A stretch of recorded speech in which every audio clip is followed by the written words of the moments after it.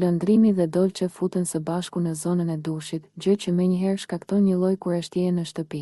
Banorët e tjerë, sapo e shohin këtë lëvizje të pazakon, fillojnë të afrohen më pranë xhamit të mjegulluar për të parë se çfarë po ndodh.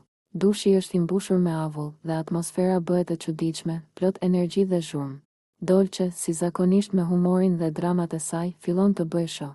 Ajo tund ujin me duar, bën lëvizje të egzageruara, rrëshet pak qëllimisht, qesh me zë të lartë dhe i thot lëndrimit: "Hajde, mos rri si i ngurth.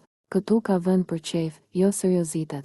Lëndrimi ngulitet, përpiqet të ruaj seriozitetin, por Dolce e bën situatën kaq qesharake sa ai shpërthen në të qeshura.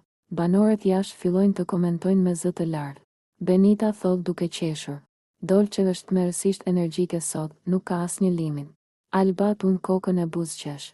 Ajo s'di të rri e qetë as 2 sekonda. E ka ngatëruar dushin me sken koncerti. Dolce vazhdon me lëvizjet e saj dramatike, duke bërë sikur performon para publikut. Ajo zë disa poza qesharake, rrotullohet nën ujë, bën disa hopa të vogla të cilat shkaktojnë zhurmë në dyshemen me ujë. Nuk ka asgjë intime, thjesht energji, zhurmë dhe humor.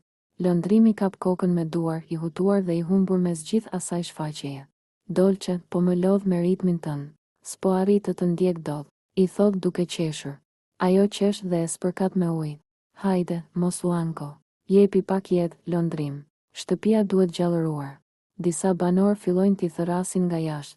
"O Dolce, po ç'po bën kështu? Lëndrim, mbaje veten se po të çon ajo në limite."